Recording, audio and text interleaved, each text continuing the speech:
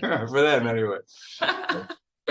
Okay, So, and well, I sent you the charts. I do. I have them so I can pull them up when I need to. Yeah. Okay, awesome. All right, everybody. Well, welcome to our very special podcast today.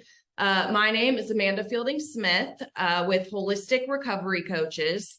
Not that long ago, I was a heroin and meth addict. I was in and out of jails, institutions, rehab. Really couldn't seem to get it together until I had a spiritual awakening that kind of happened over the course of over time, where I kind of had this realization that, well, if I could get through this and come out on the other side, then might be able to help other people do it. And so that kind of gave purpose and meaning to my suffering and gave me the reason to carry forth and change my life. And so here we are today, created a program and coaching, holistic addiction recovery coaching program. I also do individual life coaching. My mom and I co-created this course, and it's like all of the things that I wish I learned in treatment and then some.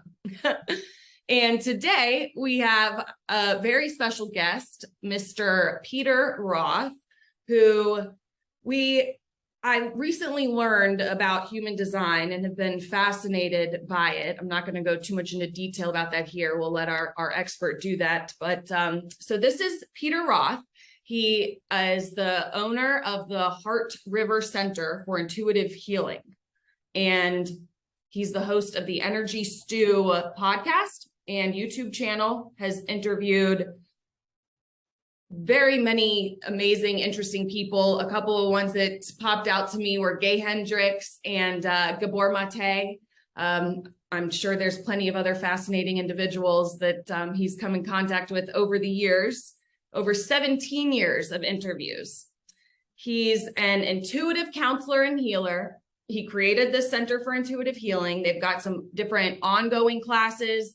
And I saw that you're offering a new intuitive healing course that's starting in September, which looks very exciting. And he's a certified analyst for the human design system, which is how we crossed paths. So I'll let him tell you a little bit about himself, and then we'll jump in. Hi, Peter. How's it going? Hi, Amanda. Thanks so much. I appreciate the introduction. It's something that I'm proud of, all those things, and other things in my life that nice to, I always tell people, because I am one of the founders of the New York City Marathon. Yes. And to most people that counts more than anything else. Right. Your claim to fame. Right. And some others that I'm proud of. So, and I also saw that you're a karate black belt, which is very interesting to me. Recently got into the Karate Kid. Was it the Karate Kid? Cobra Kai on Netflix. Oh, okay, good. I love all that. And it was a big part of my life in the early years. I'm not quite capable of using it nowadays in my latter stage of life, but I did use it. I had to use it on the streets of New York City several times. Oh, wow. And always won. I was able to beat off muggers with knives, etc. Wow. That was back when New York used to be pretty rough. Yeah. And, and so was I. Yeah. Amen. So now I'm quite a senior citizen now. So I'm very happy to be smart about avoiding trouble. Right. Now you can just help other people with their physical wellness. That's what I love. Yeah. Ailments. And everybody can be helped because there's genius in everybody. There's opportunity in everybody. It's just that, people don't realize it when they're in the middle of an addiction. Yeah. But, it's really the wisdom path. Yeah. And so many people are here to be wise ones and don't know it yet. Yeah. It can And, be hard to know it when you're in the midst of it. right. And I have a nephew who was addicted for many years and rehab many times, and etc. And now he counsels addicts. Exactly. That's what gave me hope when I was going through just the depths of despair. The thought that one day I could help someone else, because I know for me, when I would be going to treatment, and if I found out my counselor, therapist, that they weren't an addict or hadn't dealt with addiction personally, I didn't feel like they had anything to offer me, because I didn't feel like they understood my unique struggle. And I know today that that's not necessarily true, but I was I wasn't really able to receive help or assistance from people who I didn't feel like understood what I had been through. And so now I guess I call it, like, I did my market research so that I can help those people who feel the way that I did at that time. That's great. Yeah. And I never had an addiction problem, but that's not my job in life. My job is to help people understand the template that they're born to and why, and that has strengths and shadows. And so we move forward accordingly. Yeah. So it's really important to understand that that we all have shadows, that everybody has shadows. And some people don't fall prey to addiction depending on how they're designed and also, the conditioning of their families and even past lifetimes. Right. So there's so much that has to do with how we're born into this. Yeah. And that's a great segue. So without going into too much detail, could you give our listeners a kind of just like a brief summary of what human design is, and then how you see that connecting to addiction, which you kind of just did a little bit there, but just so people have some context for what we're about to do here? Sure. Well, it's based on our birth data, and the birth data has to do with where the planets were at the moment of our birth. And this system actually does more than astrology, because it's like astrology in that we need to know where the planets were.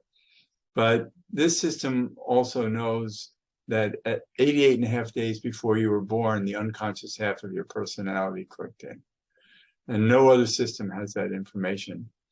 And I've done thousands of readings for people, and that 88 and a half days before you're born is always 100% correct. Wow. So it's something, because the man who created human design, he was an expatriate Canadian living in Ibiza, Spain. And one day a voice spoke to him and said, "Take notes." And there were 8 days where he just took notes from being channeled into him. And he had no idea what he was learning. And it took about 5 years for him to digest it all and make it available to the public.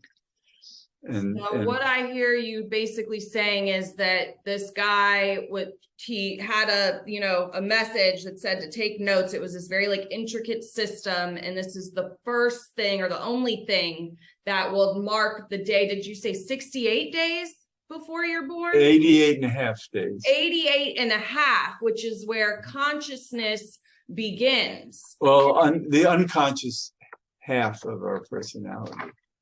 The unconscious half of the personality starts forming. Right.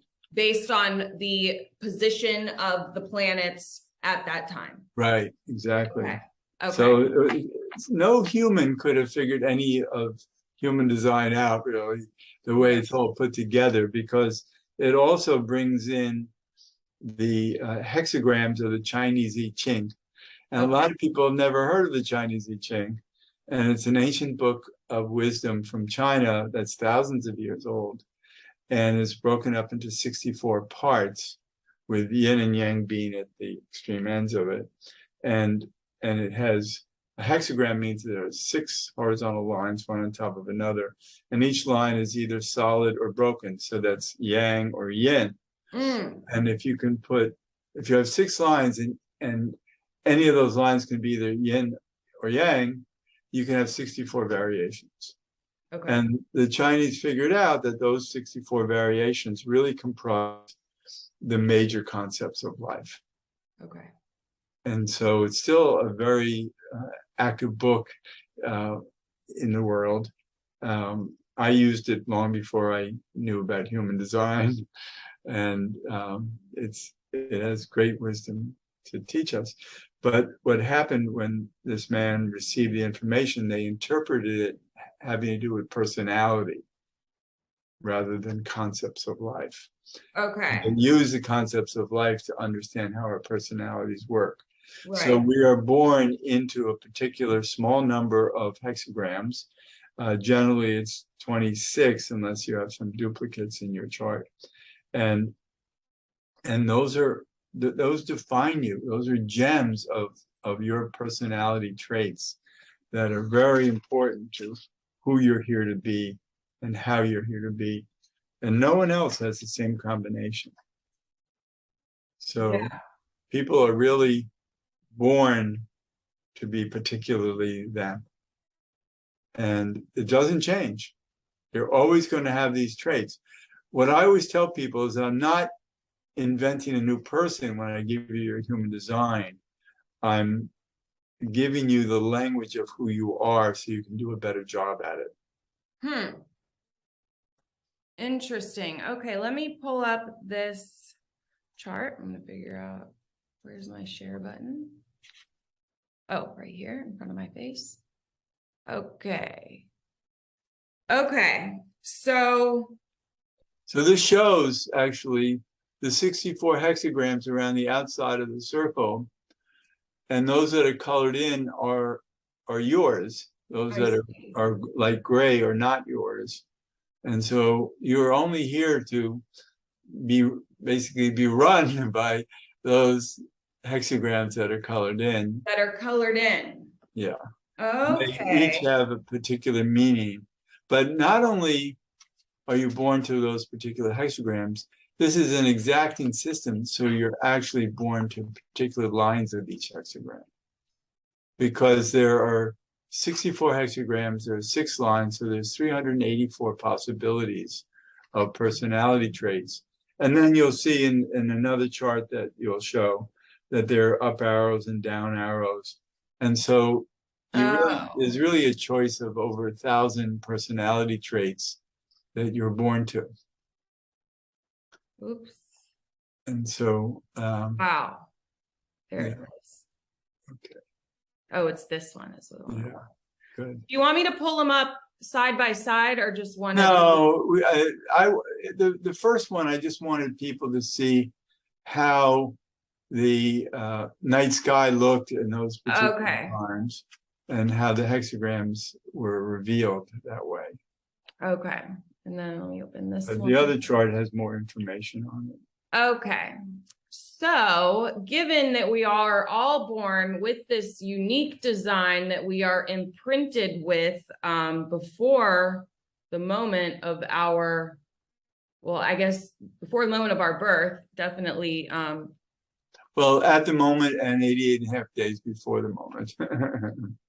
Wow. Yeah. Well, I assume it must be a very specific science to get this much detail. It is, and it's so detailed and precise. My wife is an astrologer, and she says that human design is astrology on steroids.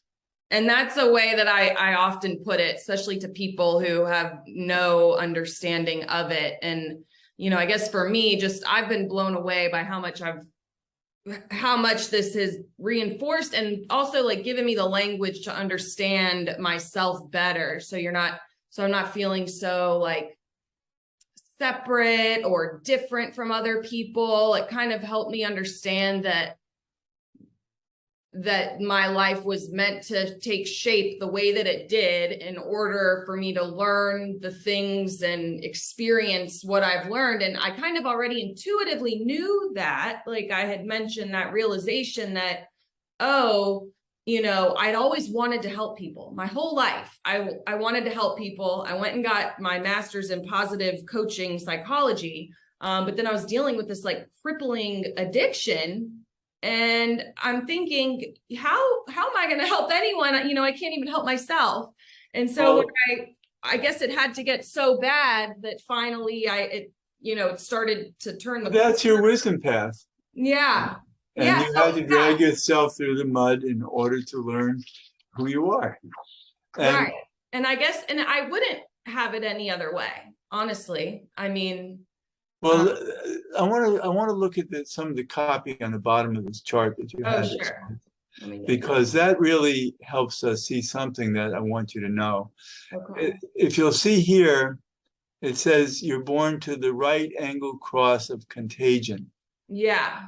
So you're here to be contagious with your enthusiasm and your knowledge, and your wisdom.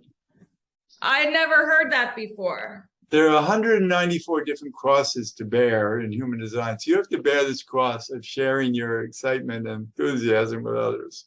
So you're contagious. That's absolutely true, though. Everyone says that about me. Right. Well, the crosses we're here to bear in life is actually our role in life. And there are so many different kinds of crosses, and we all have different roles. And then the roles are colored by the rest of the chart. And so there's so much in here. I mean, we could talk for hours about it. Yeah. But, we can get to the. So I guess it's specifically about my chart, is there anything that jumps out at you immediately, knowing that I've had these issues with addiction and struggled for many years, that would indicate, is there anything in here that would indicate that to you? Like addiction issues. Well, one thing is that this little white triangle here is undefined, and that has to do with willpower. This one. Yeah. The G center. Well, no, the G center is the yellow one. Oh. In human design, they call that little white triangle the heart, but I call the G center the heart because that's where love is in this chart. Right. So lack of willpower. I don't have motor function in there. Okay. Right. And so all these centers here, there are 9 centers. You have 4 that are defined, and that's mostly how you know yourself. And then on the bottom, those are undefined. They're white, and the white ones are where there are more lessons that we're here for. So your ego is here for lessons. And so if it's not colored in, that indicates a lesson you're here for. Yes. Essentially. Yeah. And it doesn't mean that you're going to figure it all out. You're just constantly going to learn how to use this lack of definition better in your life. So So if you have definition, which is these colored in ones you guys see here up at the top, that means you are more conditioned there already and set a certain way. And so the ones that are white are not colored in, you're saying that's where we're most open to conditioning and lessons. Even vulnerable or feel vulnerable. Okay. And we don't, it's kind of a sense of a lack of safety and power and all of that. So with your ego, that little white triangle, you don't have the willpower to take care of yourself without input from others. And this resonates with me because it was like I was just using to live and like to function, and I was incredibly susceptible to peer pressure, like what other people were doing, and I felt like I had to do these things in order to just like get by. It was like a survival thing almost. No, that's in the numbers. In those 2 columns of numbers, those are the particular lines of the hexagrams that you're born into, and they have very important roles to play. And so there's really there's fear in there, and even there's one called fatigue that you get wiped out. But you have traits where you really need you seek others for guidance, and it doesn't matter. Obviously, when you were addicted, your guidance came from people who helped you be addicted until you changed who you were being guided by. Mm. So, and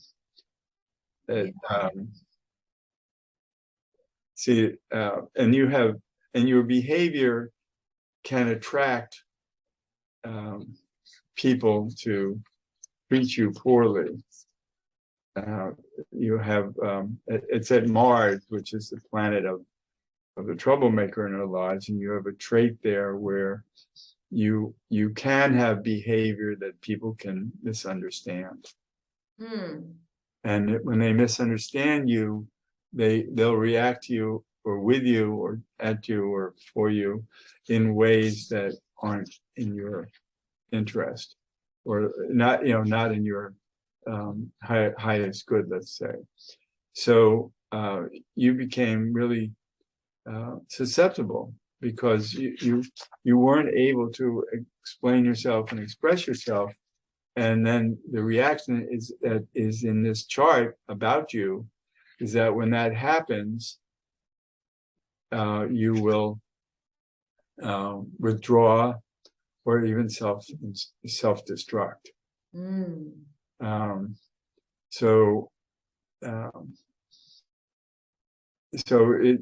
really do have a chart that has trouble in it that causes you to be misunderstood. When you're young, people are generally misunderstood when they're young because we don't know how to be better understood. Some people do, but for many people, we bump around and cause misunderstandings and confusion. So, but you do have strengths in this chart that are powerful also, that you can fight and endure and to protect yourself in ways that you can rise to that. And so your chart really helps you get out of trouble as well as attract you to trouble. So it's got both sides of it. Yeah. And that's usually true for people in addiction, is that there are shadows in their charts that make it obvious that they need the right people at the right time to be around them to help. And often people don't choose the right people at the right time. It's the wrong people. I know that was a huge issue for me. I was attracted to the wrong people, and I wouldn't say wrong, but I guess often as misguided as I was. But people who could have helped you misunderstood you. Yeah. And that only kind of pointed more to your self-destruction. They misunderstood me in the sense, I know you're saying a number of things that made it difficult for me to express myself. So when I was able to express myself, whether I guess verbally or non-verbally, they misunderstood different impression. Yeah, you were misunderstood.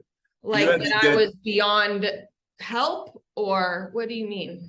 Well, it was confusing, and you were behaving in ways that, as addicts behave, that the people close to them are very confused by it.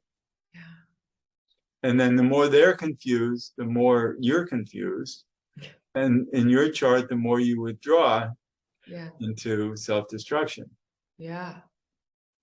So you were born to have this in your life, but you also have great strengths in your chart. And so the strengths are how you pull yourself out of it and become the wise one. So would you say that the shadows or the triggers in there, they're forever. I mean, well, for this lifetime. And the strengths are as well, or is there any like timing around these? No, what it is that you get smart about yourself. Like, for instance, this lack of willpower. Well, the idea, that's why in AA, there are big brothers and big sisters, etc., because you need that, because on your own, you don't have the willpower to do it. And you need the reinforcement from others. Mm. So you learn in life that you need others. And with the help of others, you can be strong. But if they say to you, go help yourself, and you go off to help yourself, it's hard to have the willpower to do it. Yeah, anything could happen. Yeah. So that's what the undefined centers show us. And you have, for instance, the very bottom square is the center for initiating in life, to get things going, because at the very bottom, and then you want to rise to the occasion in life, so you initiate things. Yeah. And it's undefined, so it's it was a learning curve for you to figure out what you needed to initiate. Yeah. And also, when it's undefined, you can't stand the pressure from others. So the more people put pressure on you to get your act together, the more you could resist that, because you don't like pressure. Right. It's like if someone tells me what I need to do, it doesn't even matter if I wanted to do it. Now that I'm being told I have to do it, I want to do anything else. It's just, right. Yeah. And that's what this shows. Yeah. Yeah, that's definitely true. Right. Incredible. Well, you'll say, when I do chart readings, people constantly say, oh, yeah, that's definitely true. Because this knows you. Yeah. So now let's look at that triangle on the left. It's all white and there's nothing in color attached to it. Yeah. And that's the spleen chakra, which is the home of fear for survival. Mm. And it's undefined. So in other words, you don't have good survival tools. And survival tools. Well, you feel helpless. It's fear of not being secure enough, fear of not being healthy enough, fear of not, it's just thinking that almost like there's no hope for your security and health in life. Yeah. And so again, it takes to be in an environment that reinforces it rather than to be on your own trying to be that way. Right. So I know that we've talked a bit about my personal, chart here and experience with addiction. What would you say, like, what's the benefit for people, whether they're an addict or maybe a family member, understanding their chart? What would that help them do? Well, it shows where the strengths are and where the weaknesses are, where the shadows are. So we all can learn from that about each other. And there's so much language in here about ourselves and each other that help explain it in detail. Yeah. So then we know how to do it. And because there are traits that trip us up, and then there are traits that bring us back. And when you know them, you do a better job at using them. Yeah.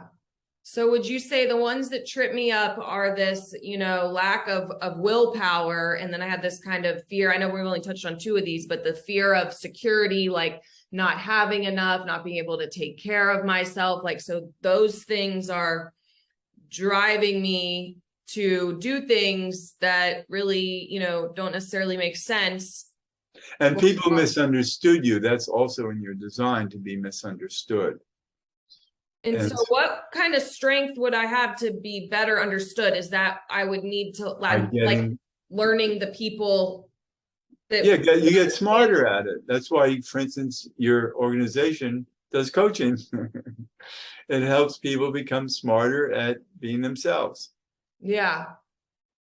So it's giving people unique tools. It's not there's no one size fits all. So everybody has different strengths and weaknesses. And when you get to know them, you get to know what you need to work on. Yeah. So it's just creating that new higher level of self-awareness. Like, what are your potential pain points? What are the patterns, the habits, the things you're doing? And then also looking at the flip side of that. Well, what things do you have in your arsenal? And through that increased level of self-awareness, you can make better decisions, about how you move about in this world, and maybe not feel so bad about the things that you wish were better. Right. And you have so many strengths in this chart too. And so the idea is to learn them, learn how to use your strengths, learn what you're here for. We talked about that earlier, the cross you bear of your enthusiasm to be helpful and to demonstrate how people can be happy and all of that. And it also, you get enthusiastic about the people too. So what's contagious to people is that when you are enthusiastic about them, they pick that up. Yeah. Yeah. So it's beautiful. Well, And you're definitely doing you're in the right role in life for your design. Well, I feel that way for the first time in ever. Really. Good. Well, that's the point, is that you're growing into being wonderful. Yeah. Would you say, so we didn't talk exactly about this, but the having the 3 parts of your life, if you're a 6 and I'm a 4-6, would you say that often will correspond with addiction, or? Well, only the 6. Only the 6 part of that does. Yeah. Well, basically, the 6 are people who have had a tough path in their early life. Could be addiction, could be all kinds of bad things happening. Could be anything. That are scarring. And then when you're a 6, it means that you are here to become a role model. You're here to heal from that and be the wise one. So that's great about being a 6. It's just too bad about your youth. Yeah. Yeah.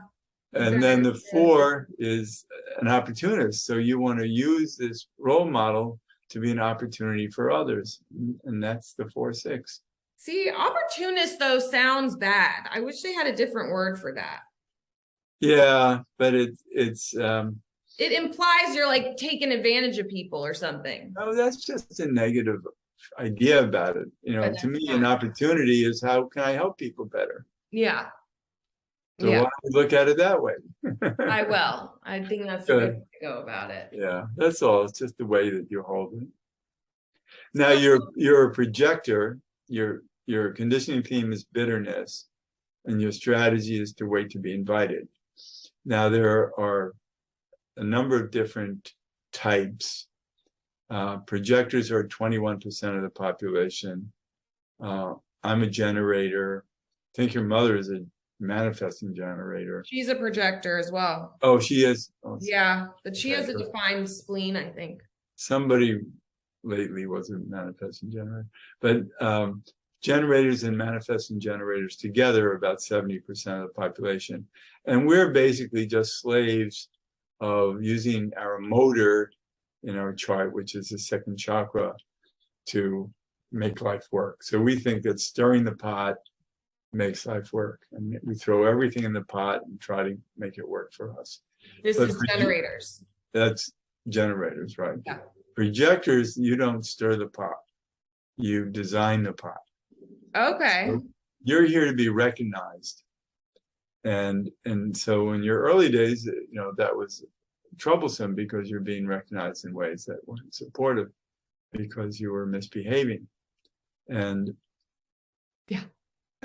so the idea though is to learn your design, your chart, and that's how you run your life. That's where your personality is revealed, is in your chart, and you're here to become that. you don't even have to know human design. It's just your vibe is human design.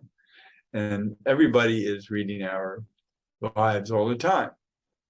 And so, unconsciously, I should say. And so they respond to it. And your goal is to create an aura, a positive aura, that people get it about you.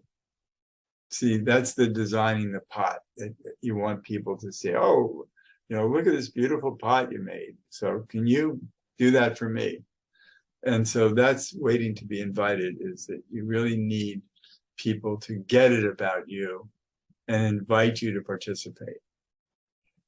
Otherwise, you can become bitter. So the conditioning theme of bitterness is just that if people, don't recognize you for what you're truly here for, it creates bitterness. Because you spend all your time really building your aura so that you're recognized for your strengths, and then you get invited to use them, and that's the goal of a projector. Whereas us generators, we just want to be invited because we're stirring our pot so hard. Yeah, different motivations there. Right, exactly. So projectors, like, I'm basically meant to lead by example, essentially, like be the person that I'm, I guess claiming I am, but such that people are attracted to that. That means you work on yourself. A projector is very self-nurturing because it takes a lot of work to have the right kind of aura. And you're in this life to look good. And, once you get your act together, you're looking good. Yeah. And so you want people to see that, oh, you're somebody who can really be helpful and you're wise and, you learn great lessons in life and you know what you're talking about. That's what you want to hear people say. And that's what a projector is trying to do. So what are some of the, I know we've talked quite a bit about addiction, and this could be about addiction, but are there some like big main questions people often come to you with when they want to know about their design? Maybe they know something about it, maybe they don't. What tends to get people to your proverbial, front door? Well, there are so many different reasons because we all have different, purposes to understand why our lives are working out the way they are or not. And so people really want to understand how they can become better in life. What can I do to maximize who I am? Because we all know that we're different from everybody else. All it takes is to be in a relationship and that person is not you. Yeah. Or in a family, and you see, especially families with a lot of kids, they're all different because they're all born into different charts. And so, what does that mean about, how you're born to be? And so a lot of people just want to be themselves better. And for whatever reason, to get better jobs, to be on a better career, to understand how to be in relationships better. So people are generally like suffering though, to some extent. I guess that's something I learned. Yeah, I learned in a workshop about 45 years ago that everybody is insecure. Yeah. In one form or another, everybody questions themselves and their reality. And then a lot of people will use artificial means to shore up who they are. It could be, money, material goods, fashion, just different ways that we create a mask around ourselves to hide who we are. But very often those masks fall away and then we look at ourselves and go, oh my God, I'm naked. Who am I? This naked person. I don't know myself enough. I don't know how to use myself enough in life. And I'm vulnerable. Feel really vulnerable. Yeah, that's what I was going to say. But there's so much in here, your mind, for instance, at the very top, you have a higher mind and a mundane mind, the yellow triangle and the green triangle. Yeah. And, you could call them chakras. It's the 7th chakra, the 6th chakra. And they're defined, they're both colored in because they have one channel between them. Because that's what colors these in, is to have these channels go all the way from one center to another. And when they do, it defines them. So for you, it's really about the 61 at the top is the trait of the pressure of the mysteries, which is why I'm talking to you, because to many people, human design is just some kind of mystery comes out of the stars and, time of birth. And, to most people, it's meaningless. But when you're spiritual, you understand that everything has meaning. And you're designed, and it's black, so it's on the conscious side of your chart. Everything red is on the unconscious side of your chart. Mm.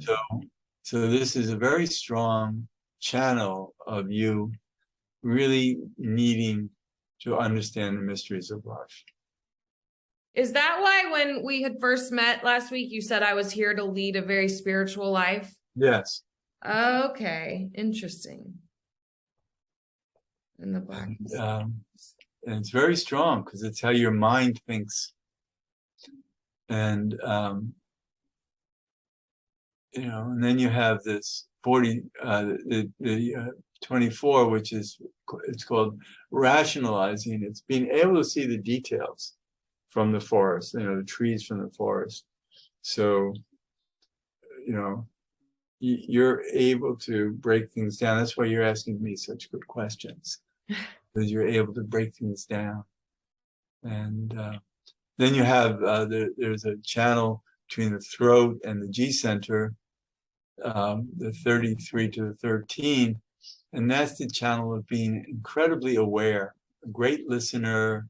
You know how to focus and pay attention. So you can really be with people and get it because you're really a great listener. You pay attention and you know how to focus. So that's a wonderful trait to have for what you want to do in life.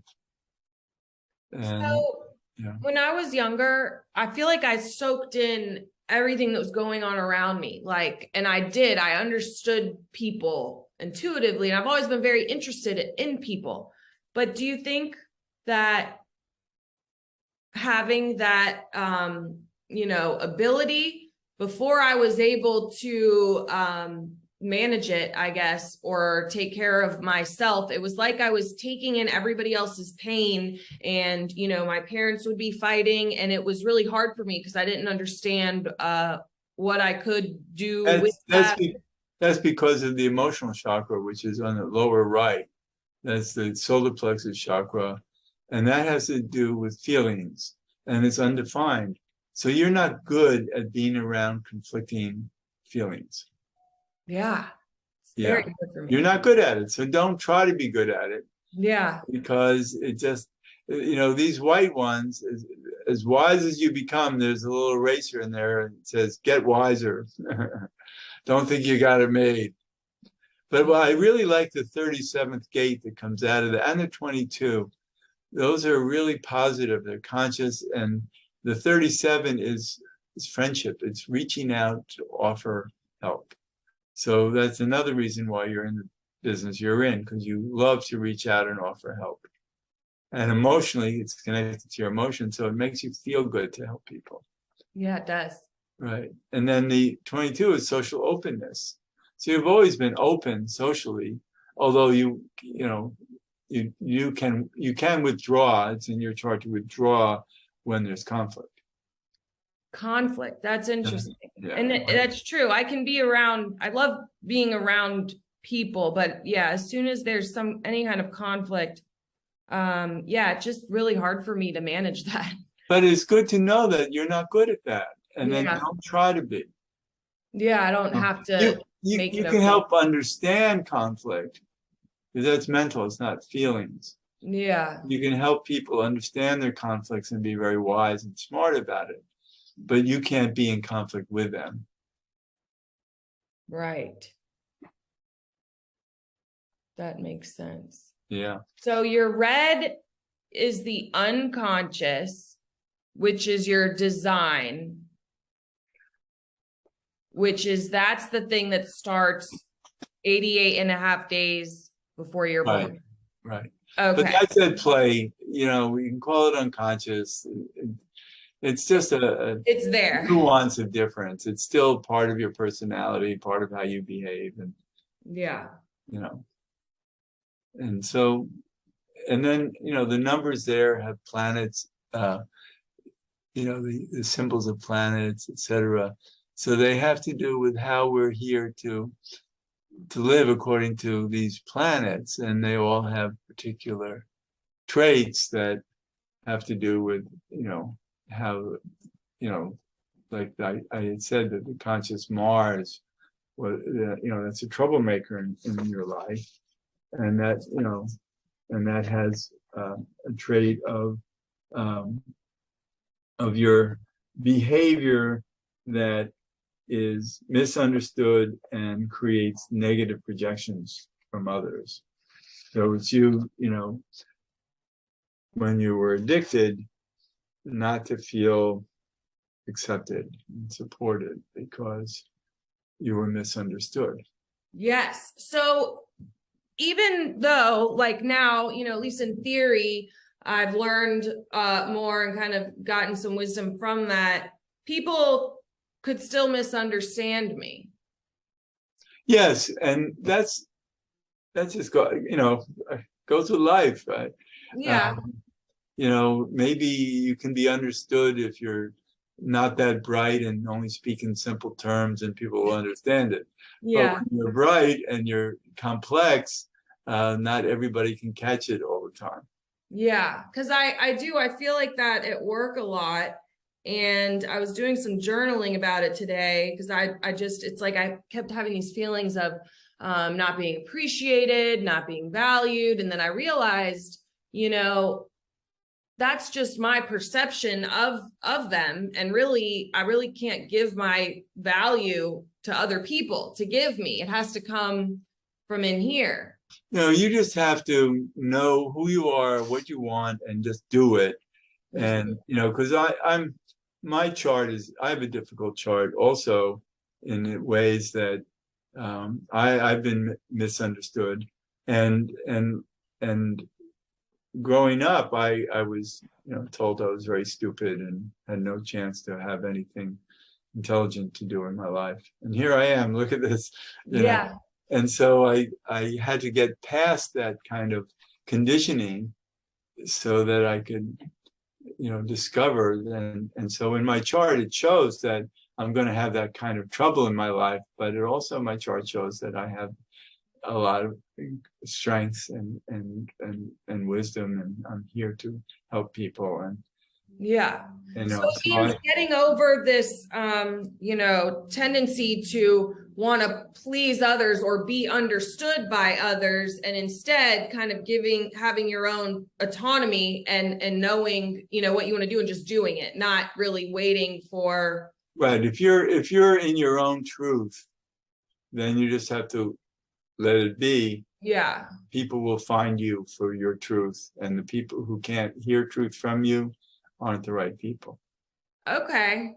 Well, see, now that's different than what I was thinking, in that I'm sitting here trying to figure out why I feel this way and what can I do and da da da. But I think really what you're saying is that's more of an indicator of being not really in alignment with my truth in that particular scenario or setting that I'm thinking of, and instead opting to live in my own truth and just be, satisfied with that, not really looking elsewhere for that. There are a lot of people who don't understand me. I'm highly spiritual. I speak in spiritual language.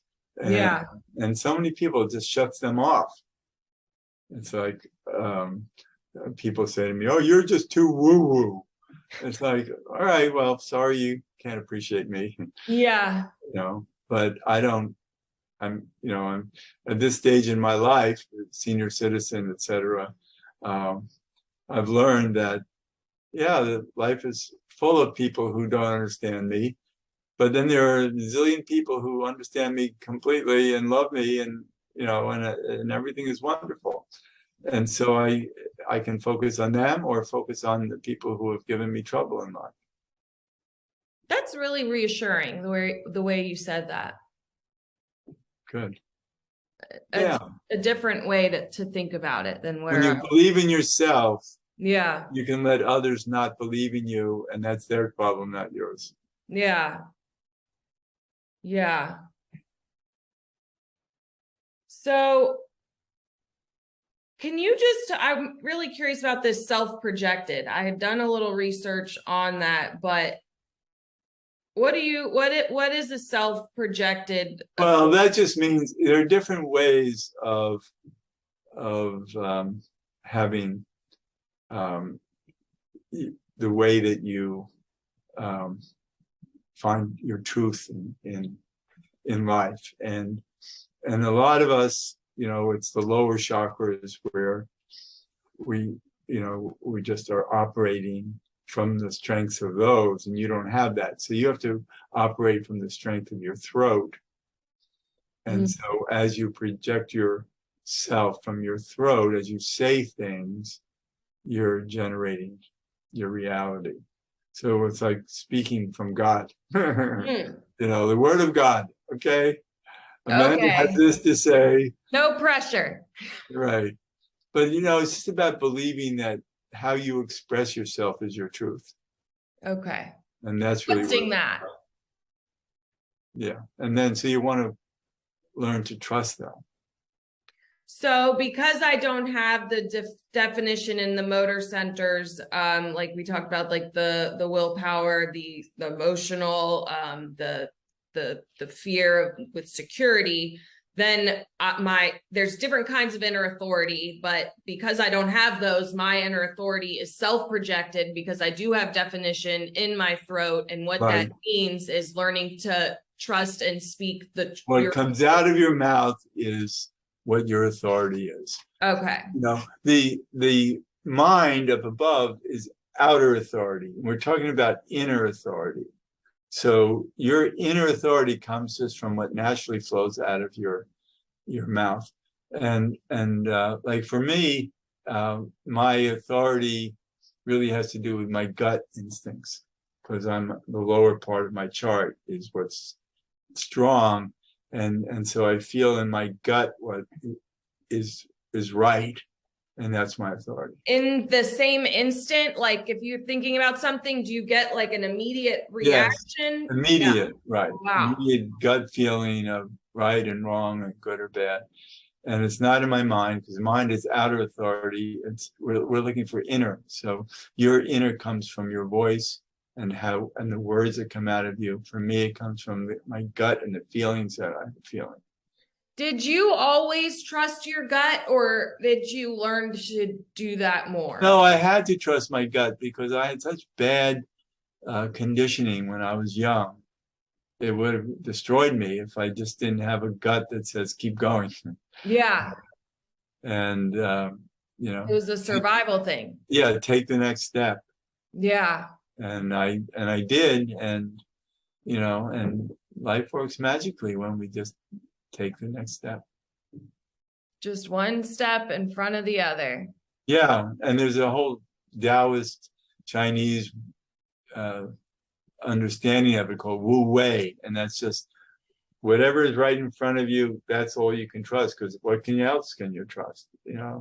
What's in front of you is what's real.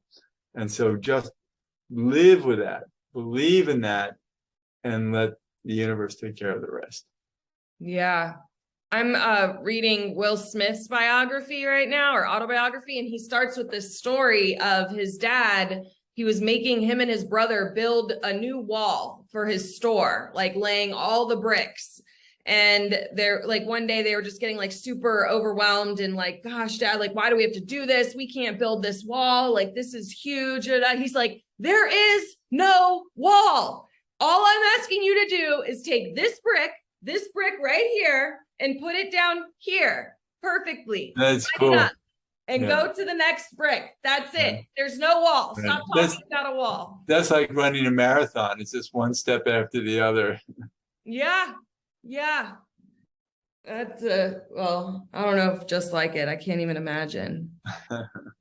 That's not quite anything. So anyways, this has been so interesting. I just really appreciate you taking your time to come and do this with us here today. I love human design and I love your interest in it. Oh, well, thank you. It's just so cool to find people whose interests, intersect and have different, things with it. So could you tell our listeners like where to find you, what kind of things you've got going on right now? All right. Yeah. I've got we have classes, the Heart River Center. We were off for the summer, but we start again in September. I have Monday night classes and Thursday night classes. And you can find out about those at heartriver.org. Awesome. HEART river.org. And then my podcast is Energy Stew, STEW. It airs on Friday mornings, but the shows get archived. So if you just, it's PR, the station is prn.live. prn.live, and my archives are energystew.podbean.com, and I also have I've just put together, I still have to work on a lot more, but there's already a couple hundred shows of on video of my old shows that are on a YouTube channel that I created, Energy Stew. You just go to YouTube and do Energy Stew, and you'll see a lot of old shows. And I will put all of those links in the show notes as well, so everybody can find those. Great. For sure. And so life goes on. It's very exciting. And if people, anybody can join the Monday night classes. Okay. And we even here and there the classes look at human design, but usually just based on whatever the theme of the class is rather than human design in general. So if someone wanted you to do their human design with you, do you do that? Yes, I can be reached at peter@heartriver.org. Okay. So if you wanted you to do their chart, they would email you and you could set that up. I'd be happy to do it. Cool. Great. Fantastic. So thank you. Thank you for the opportunity of showing you your chart. I've really enjoyed helping you know yourself.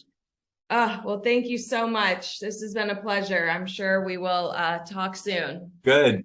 Okay. Okay. Thanks again. All the best. Bye. Bye-bye.